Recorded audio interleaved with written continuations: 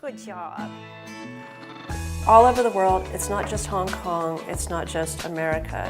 Cats are not understood. Or mostly what people think is, oh, cats are just crazy. That's just what they do. They just act up. So they throw them out. They leave them outside. They bring them to shelters.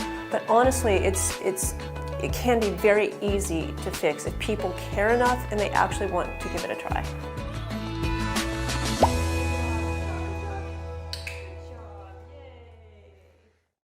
嚟自美國嘅 Brienne 而家係一位貓行為治療師，童年就喺農場長大嘅佢，自細就同動物結下不解緣。大個咗之後，就喺大學主修動物行為學。92年起，更加投身電影電視行業，幫助環球影城同埋迪士尼等等嘅拍攝訓練動物。So the opportunity came to get to work in TV and film. Of course I'm going to do it. I'm like, heck yeah, I'm 22. I can go into Hollywood. I'm going to be so popular. It didn't work out quite that way, but it was wonderful to know that I get to go to these sets every day, and I'm part of this. I get to help these actors learn how to work with animals. It's called Ace Ventura, Pet Detective. That was probably the funnest one. But the experience was great because he was absolutely wonderful with animals. And when you have an actor that's good with animals, your work is easy. I have worked with everything from dolphins, all kinds of primates, chimpanzees and orangutans, snakes and horses, sea lions, everything, tigers, mountain lions, foxes. I've loved it all. And probably the craziest thing though, probably some good moments I should say, good and bad, chimpanzees. It's that they like intimidating you. I would be walking in front of their cages and they would just yell at me and throw their poo at me. They do have laughter. Chimpanzees do laugh, and they would just start laughing at me.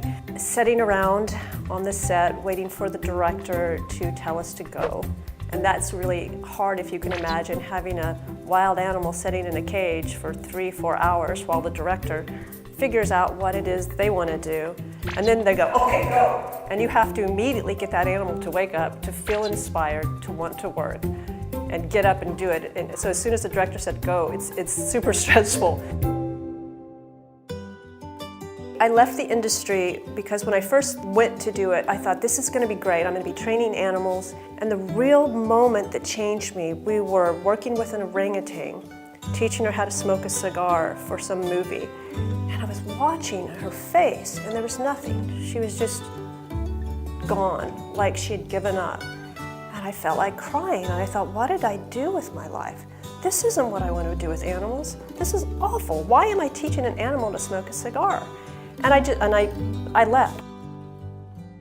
I kept having friends always ask me about their cats, and I said, yeah, let me help. I was always good with cats. I certainly trained a lot of other animals, but I really feel like I understood cats.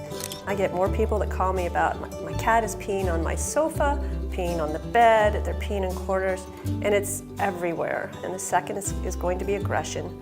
Aggression's a tricky one because everybody thinks, oh, my cat's biting my hand, but when I go over there, they're usually just playing a little bit too rough with the cat, and the cat's, getting rough back. I currently I've worked in a lot of shelters, and I work with one in Hong Kong. The number, weekly, daily, we get people that bring it in and say, oh, my aunt doesn't like this cat. It doesn't want me to hold the cat. Just all kinds of just reasons that aren't good reasons. They just don't want the trouble of taking care of a cat. And the sad thing is, these are problems that are so easy to fix. And as the years went by, I've been doing it for about 20 years now, I just decided, well, this is what I'm supposed to do. I'm good with it. I can help people that are struggling with cats. People often ask, compare those to, say, the people you worked with in the United States. In the United States, the cat owners kind of thought they already knew what to do. When I got to Hong Kong, at first it was like that. Like I would try to tell somebody, I'm a cat behaviorist, and they go, that's stupid.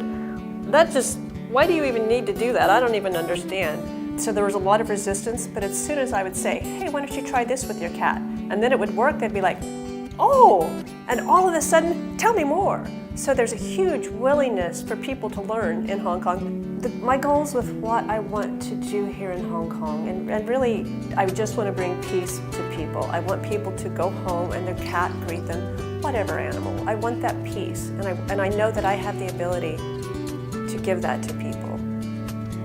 The world needs more peaceful stuff.